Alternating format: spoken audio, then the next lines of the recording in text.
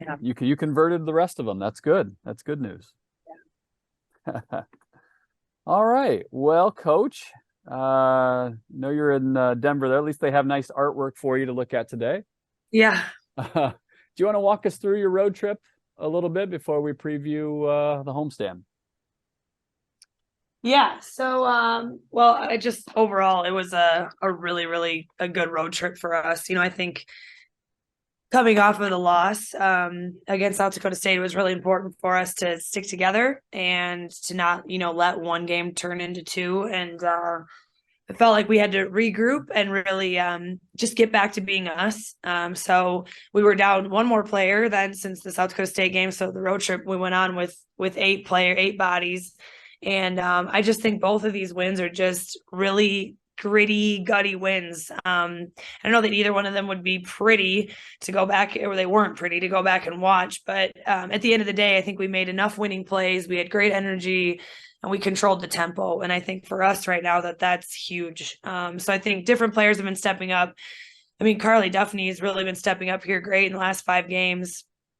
Grace had 2 really solid games over the road trip. And then everybody else, it's just kind of a mixture of someone's going to have a great night and somebody else steps up, and it's kind of hard to predict, honestly, which makes us, I think, even better. So, yeah, I think both of these games were, it's tough on the road. It's always tough on the road, and you just have to go find ways to win, even if it's not pretty. So I felt like the Omaha game, we didn't control tempo very well in the first half. We were trying to run and gun, and it's just not a tempo that we can keep up with right now with what we have, even though it's been our strength all season. So we're really trying to find that balance between taking those transition opportunities and then walking it up. And I felt like in the second half, we walked it up quite a bit more. We shared the basketball. We made them guard us for a full shot clock. And then we got really good looks, exploited mismatches like crazy against Omaha. I don't think they had an answer for Duffney because they put a small guard on her and she posted them up. And they put the big kid on her and she would drive right by her. So it was fun to see for her to really be aggressive and our team to really rally around that. But then you look at the Denver game, we last night we talked really about guarding the arc. I mean, both of our teams are great 3-point shooting teams, but at halftime they had 20 points, but 15 of them were from the arc. So we had to regroup and remind each other that was the goal and have to go back and really limit those a little bit better. Now, giving up 20 at half is something you can be pretty satisfied with, but again, they've got to do it in the right way. We've got to continue to guard the arc. And we did a better job of that in the second half. And again, continue to control tempo. We started to make some plays. And I just, like I said, just credit a lot of players for stepping up. And at the end of the game for Denver, it was just back and forth and we had to make the right plays. I think there's a lot of learning moments. I think there were some that we didn't handle great that we've got to clean up, but the result of having a lot of young players in those situations for the first time too. So really, really proud of our group for coming together and finding a way to go get 2 road wins. It's not easy to do. First round of rematches this week, Coach, and it starts Thursday with Western Illinois. Yeah, so this is a team that's playing really well right now. They had just a shootout with Oral Roberts in 94-90, and then they beat UMKC and then just beat St. Thomas. So they're coming off, the week where they only had the one game. And obviously we did not play our best basketball when we played there the first round, and we did not take care of the basketball very well, and they still continued to lead the league in how many turnovers they force and how many steals they have. And I think after that game, the first round, we learned how to handle pressure a little bit better. We've done a better job of that since, but they're really a team that's going to get out and jump passing lanes and take chances on things and press. And, for us to have, I think we had 19 turnovers the first round. We just can't have that again. We've been handling the ball a little bit better. Last night we had some bad turnovers late, so we ended with 17, but for the most part, we've been taking care of the basketball. We're going to have to do that against this team. And we're also going to have to control tempo. So they'll shoot a ton of threes. And they're not shooting a great percentage, but they shoot a ton of them. And Anna Dietz is playing really well here these last few games. So It's going to be a tough one. I think every game from now on, I mean, I really have been saying this since conference play started. It just appears like anybody can beat anybody on any given night, maybe besides a couple of situations, but otherwise, I think it's pretty competitive. And so we just have to be ready to go. I think that's a team that's playing really well, and certainly we know how we played, and we I hope they're going to have that chip on our shoulder. And then, yeah, St. Thomas, I mean, they continue to find ways to either stay in games or even beat teams. They've been really good at home. And we obviously had a back and forth game with them at home, and ended up having to make 3 free throws with the 2 seconds left to go and win that game. So maybe playing on for us playing at home, it might be a little bit different, but I think in the Western Illinois game, you're looking at a team that they want to play fast. They want to have a high scoring affair, and St. Thomas is really comfortable with limiting possessions. They're the best defense in the league. I feel like as far as points per game, and I think that that's a little bit more of where we're going to, is a little bit fewer possessions just because of who we have. We have 8 healthy bodies. And I think we've got to play really smart with that. We mixed in some zone against Omaha. We didn't zone Denver. I think they're too good of a 3-point shooting team, and thankfully we didn't really need to.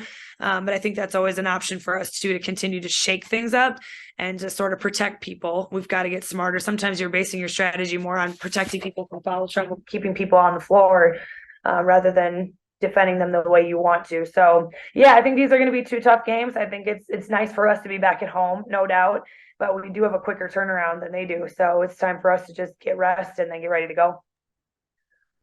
Michael, you're wearing your Coyote red today. I guess I get you the first question. All right, cool. Hey, Coach, Alexi coming off the bench the past couple games. What were you sort of the minutes obviously ended up playing out the same, but what were you sort of experimenting with the last couple games? We keep trying different things, and I think Lexi's done really well this season. I just thought really matchup wise to start games in this road trip, I felt like Carly could give us something different. And so we went that route. And the nice thing is bringing Lexi off the bench, you're going to bring in some scoring right away and somebody who's going to be aggressive and look to shoot. I know that she didn't shoot it as well as she wanted to over the road trip, but she's taking the right shots, and I really trust her to make some of those shots down the stretch. So, it's like you said, she didn't start, but I mean, she finished games. I think that's more important a lot of times, and she played starters minutes. And so just trying to find the right lineups for us, the right sort of balance between starting the game on the right note and then bringing in the right people to give us the punch off the bench. Just felt like over the last couple of weeks, Carly's shown a lot of really good things. She's been playing hard and rebounding, and tried her in that starting lineup for matchup purposes, basically. And I liked, the combination of the 2 of them. They played together an awful lot here on this road trip. So you're going to see a lot of balanced minutes anyways. When Morgan was coming off the bench earlier in the year, you kind of described her as instant offense off the bench. Do you feel like Alexi provides a similar thing, or maybe is even better in that role? She can be, for sure. I know her numbers don't speak to that really right now, but I know that she can be. It's a really nice option to have. You don't really want to go to the bench and then feel like you're dropping off by any means. So I think she can give us that, and I think she will get back to shooting the way she's capable of. We saw it early in the year, and I think she's definitely could be that person. And obviously, Janai has missed the past couple games. Is she going to be out for an extended period? Right now, we'll still say day to day. That's probably as much as I can give you right now. Probably more of an update coming soon, I would think. That's good. Thank you. Yeah. Go ahead, Eric. Hi, Coach. Thanks for taking the time today. Just with the schedule change, how did that maybe change the preparation for this weekend and having the Monday game? Well, I think it's another curveball that our season has thrown us, and so it was a bit odd because we prepared for Denver, for multiple days last week, and then never ended up leaving. So basically set the scouting report aside and then picked up a new one. And I give our kids a ton of credit because it's never easy to be really locked in and want to go play a team and really know the personnel and know the scout and strategy, and then to set it aside and go play a different team, go to a different city than you expected, and then to fly out and miss more school here the next 2 days and then have a quicker turnaround. So I give our kids a ton of credit. They stayed flexible. I think as a coaching staff, our message just kept being, you can't control it. So control what you can control, which is how well you prepare, how well you get your body to rest, how you're mentally ready for these games. So you try to just speak those messages as best you can as a coaching staff, and you take it in stride because you can't control it. And then I think our players did a really good job adjusting. And May, how does that change the preparation for Thursday's game against Western Illinois? Well, it's just a little bit shorter, that's all. So we'll travel today, and then we really have Wednesday to turn around and play them. I think it is second round, so we are more familiar with these teams. It's not somebody who's brand new. And again, you can't control it. So you've got one day to really watch your film, get prepared, really try to understand the game plan just in a shorter amount of time, and then go get ready for Thursday. And at least we get to play back at home. And then Carly saying a career high on Saturday, and then Monday having 13 points in the first half. Just talk about how she's been able to maybe provide that energy for the team in the early portion of the past few games. Well, she's done great the last few games, and I think the fun part is we are shifting lineups so much. I don't know that she ever envisioned coming here and playing the 5. But here we are, and she started the game against Omaha guarding their point guard, and then finished the game guarding their post player. So she is multi-purpose. She's really versatile. I think that was what we were trying to exploit in really both of these games. Is if Walker's on the floor, then typically they're matching up their big to Walker, and then a lot of these teams are playing with 4 guards. There's the 4-man, the forward type player. It's not really there for a lot of teams in our league. And I don't know that we really have that player either. We basically play with 4 guards. It's just a bigger guard at the 4 spot.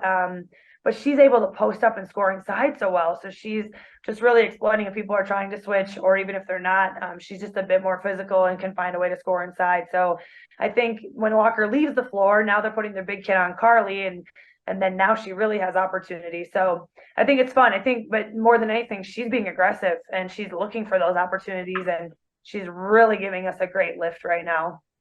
And then just the end of the third quarter, Denver makes their push in the game, gets it within 2. Just how important was it for the team to get those 2 buckets there to take that 6-point lead into the fourth? Yeah, we were fouling too much in the third quarter. I think that's what it came down to, and we got into some foul trouble in the first half with Walker and Macy on the bench, and then thankfully didn't have to go back with them before halftime. But then in the third quarter, it just kept continuing. Put them at the free throw line just too many times, and I felt like that kept adding up. Otherwise, they were struggling to score it. They really only scored 7 field goals that weren't threes.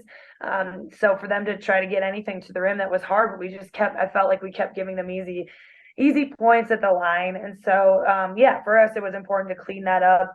The message still for a lot of these teams, if you set the record aside for both Omaha and Denver. Omaha's every single game, I believe, was with every conference game's been 12 points in our loss. Denver had like 1 blowout game at NDSU. I think it was 28. Otherwise, all their games have been within roughly like 15 or 16. So these teams are competing for 40 minutes. These are not blowout teams. You're not going to get ahead, especially when you're on the road. Now, would it be nice when you have a 12-point lead to continue and build that? Yeah, of course. But these teams are playing really hard and they don't quit. And so we told them that before the game started. And I think we kept reminding them throughout the game, especially at that moment. And you're going to have to grind it out, and you're going to have to, they're not going to quit. They're going to stay with it. And I give our kids credit for buying into that. And then just one more thing for me. Do you anticipate going into this weekend with just 8 healthy players, or is Natalie any closer to playing? At this point, I anticipate going in with 8 players. Yeah. All right. Thank you. Thank you. Matt.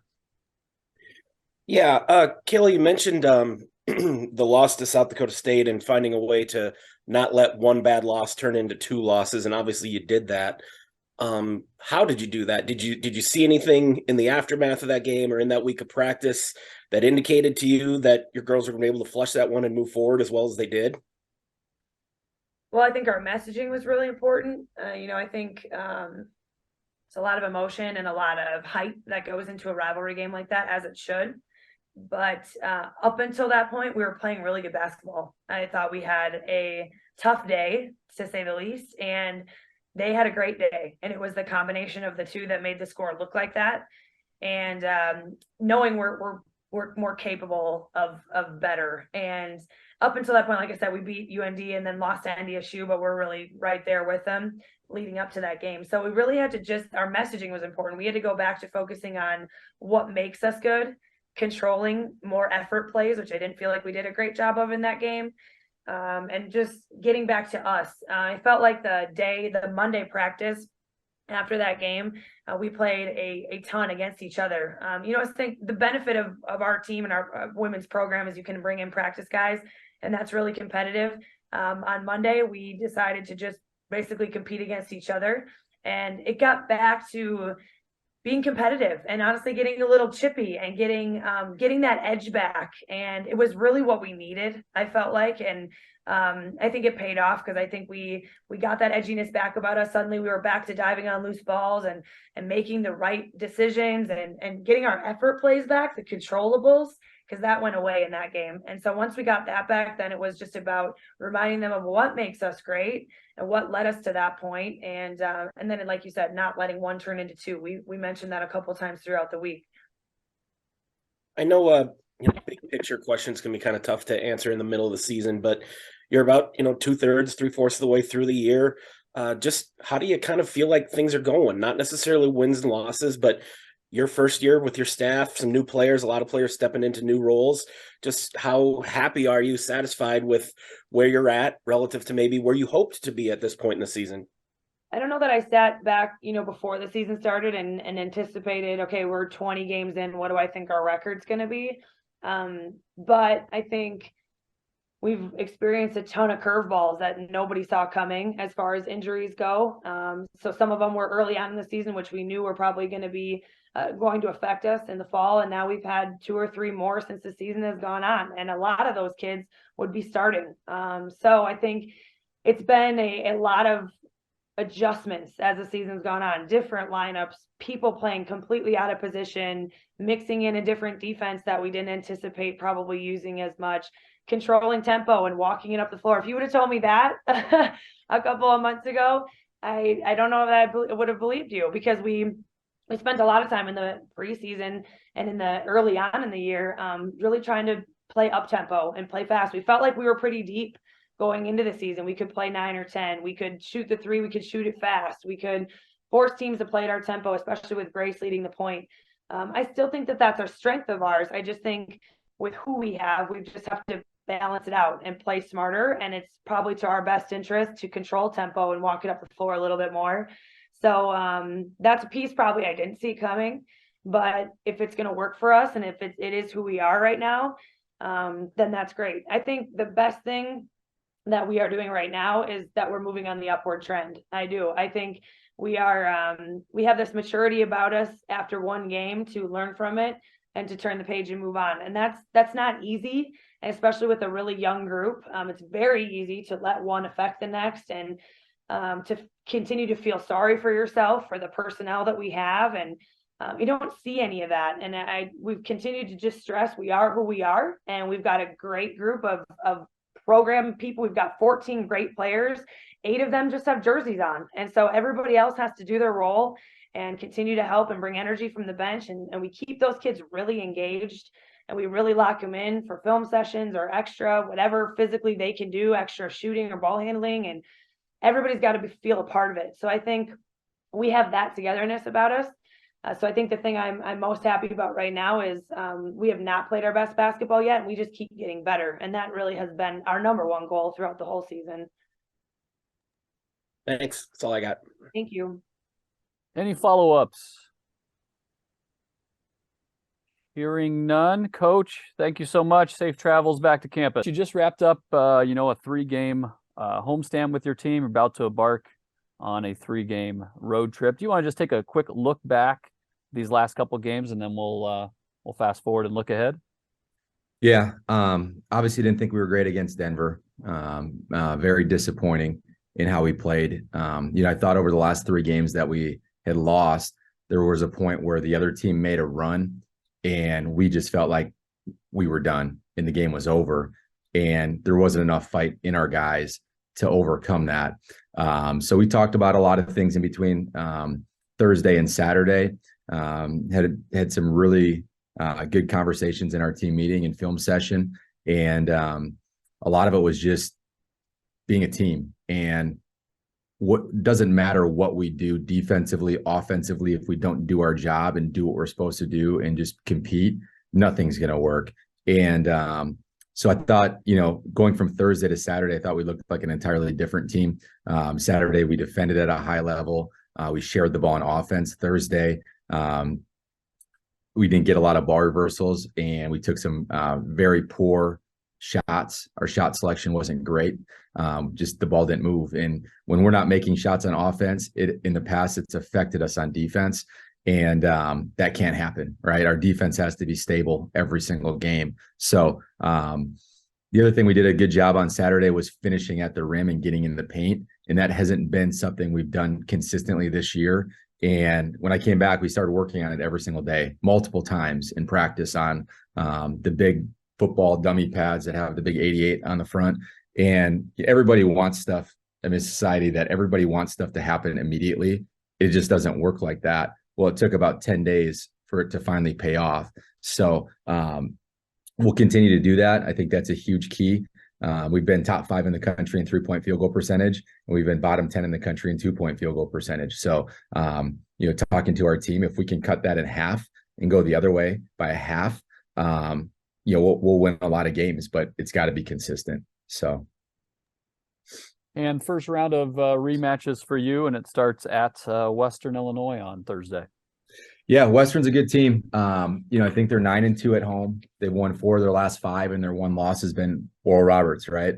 It seems to be a common theme with some teams in our league. Oral Roberts is a good team. So, about Western, I think they've improved since we've seen them last, right after Christmas. They are very good at getting to the free throw line.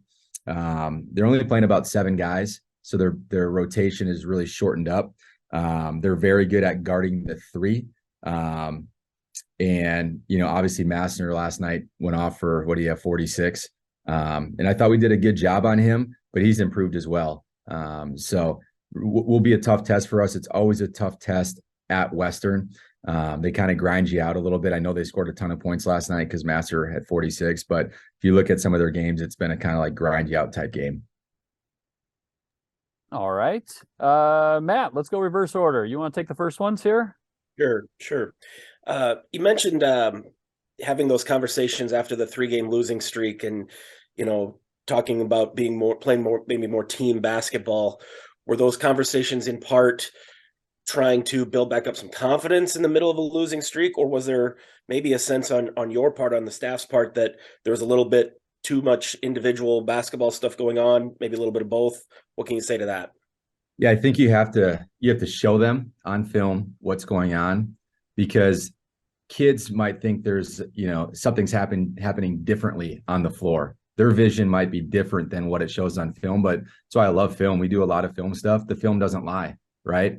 And it's not just for those guys.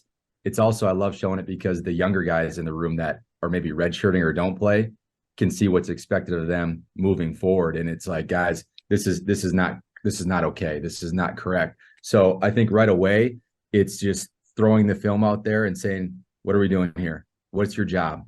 Are you doing your job? No, if you can't do your job and we chart a lot of things and you're doing your job 20% of the time, then we got to find somebody that can do their job. So I think you kind of peel it back a lot, and then you start building them up after you show them what is going on. And, hey, you're not doing it, but I believe in you and I believe that you can do it. So there just needs to be more effort. And if you watch this play Thursday and watch this play Saturday, the effort wasn't even close. So we as a team need to learn how to do that consistently, not just when things are going well. There's going to be challenges in every single game. I mean, we have a tough schedule coming up. We play 5 games in 10 days. It's not going to be perfect, but no matter what happens, we just have to keep doing our job consistently and competing. It'll figure itself out. But if we stop doing our job, we're not going to win many games. What's your sense of the league this year? I mean, you alluded to Oral Roberts pretty clearly seems to have separated themselves a little bit, but it sure seems like the rest of the league, it's pretty wide open. And obviously, in a one bid league like this, all that really matters is that, that weekend in March anyway. Just how are you feeling about where the league is and where you guys still feel like you can fit in there? Yeah, if I compared it to last year, like Oral Roberts and South Dakota State, the top team in the league. I don't know if Oral Roberts will win out. I'd like to think that we'd have a chance to beat them. But so you take out the top team, and I think the rest of the teams in the league are significantly better if you go through all the teams. I think Western's better. I think Omaha has shown that they're better. You just go through it. Denver is better. So I don't know, like any given night, there could be some upsets or teams that aren't supposed to win a game that aren't favored that beat a team. That's just how it's going to go.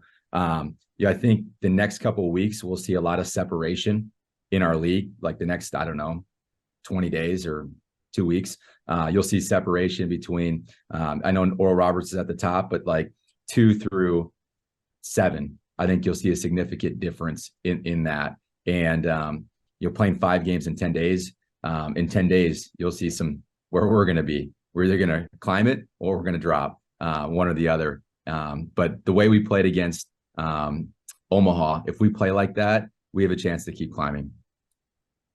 Thanks, Pete. You bet. Eric. All right. Hi, Coach. Thanks for taking the time this morning. What are the biggest changes in preparation for a stretch like this? Making sure your guys are fresh. We're not going to change much of what we do. There'll be some different things we do against Oral Roberts because they're different. They're built like a high major team, and we're small and not super athletic. So there'll be some differences in that game, I would say. But a lot of it is just making sure our guys, their bodies are ready to compete in 5 games in 10 days. I'm not sure I've ever been a part of a schedule like that. Maybe during COVID, if we had to make up a game here or there, maybe it was close. But I told the guys, like, they're going to figure out what an NBA schedule is like because the NBA plays so many days and they don't practice 2 hours in between games. They can't do it. So it's a lot of recovery. It's a lot of taking care of your body, and just being responsible with that stuff. And then just talking about finding that balance, is it going to be more like trying to take those mental reps through film for the players on those off days in between games? Yeah, it'll be a lot of film. We typically do a lot of film. It'll also be maybe some stuff on the floor guarding their actions, but not live, if that makes sense. So multiple walkthroughs, and some walkthroughs will be a little bit faster. Our first walkthrough is very slow, just so the guys pick up different actions. And then if we do another one, it's probably at like 75, 80%, but there's not any contact with it. So understanding that stuff. And then we always do breakdowns of, certain actions that they run in the half court, which are not live as well. The live stuff will be, if we do it, it'll probably be offensive stuff going against their defense and shooting at game speed. Thank you. You bet. Michael. Hey, Eric. A silver lining of Denver. Got to see a little bit of the Mason of last year. Obviously he's had a bit of an up and down year, and you've had a chance to study him as you've been home, obviously. What was some of the first things that you said to him when you got back and had a chance to talk to him about sort of how he's doing? Well, you always talk to the upperclassmen first, especially the seniors, that this is their last shot, right? And had a really good conversation with Mason. Just I talked to him about how do we get you going and what are some things we can do to get you going. Cruz has had certain games, AJ's had certain games, and Tassos has had certain games, but it's never felt like we could just fully get Mason going because, when you take a job, I watched every single possession he played last year, right? So I know he can do it. And then the other thing we talk about too is just Mason really caring about this program, and this is his last chance. And sometimes about halfway through their senior year, they figured out like, man, I don't have many games left. It's time. You know what I mean? And you're a new coach, you take over, and Mason's the sort of guy where he doesn't talk a ton, like off the floor, like in a film session or whatnot. But he had some really awesome things that he said before the Omaha game. And when Mason talks, everybody listens because they know that it's meaningful. So a lot of it was just running some stuff to get him going, having him be more assertive on offense and not being afraid to take open shots. And he also has done a much better job getting in the paint, which he did last year as well. And obviously you got a Monday game this upcoming week, Oral Roberts being pushed to this part of the season as you guys sort of figured some things out. I mean, obviously you get the coach in the game now. Like, I mean, are there some silver linings to sort of, the fact that game had got to be rescheduled when that they're the top team in the league now? Yeah. I mean, did I want to coach the game? I want to coach every game. Right. So, but I think mainly the weather kind of pushed that. And we were kind of right on the edge of, can our guys get home for Christmas to see their families? Right.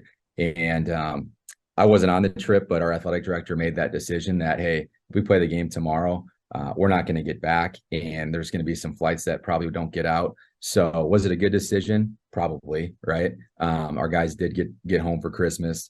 I always believe in them getting home because it almost like resets them a little bit. They get to be around family, and we typically always play really well after Christmas, and we did against St. Thomas and Western. So yeah, I'm happy that I get to coach the game. It's not about me. Yeah, it'll be a tough stretch for us. We weren't in great shape going into that game. Cruz was out the previous game with the flu. Max had the flu. Keaton didn't even travel. There was probably more than that was out there about the sickness or illness of our team. So do I feel like we can go into that game with better health and better bodies? No question. Will it be a challenging game? Yeah. I mean, I've watched them play almost every single game that they've played. And like I said, they're built like a Mountain West or a high major type team with the talent that they have and the experience that they have. So we know it'll be challenging, but we're up for the challenge. And obviously Omaha was your first win since coming back. I mean, what did it feel like to win a basketball game again? Yeah. I mean, it was good. Winning is always more fun than losing.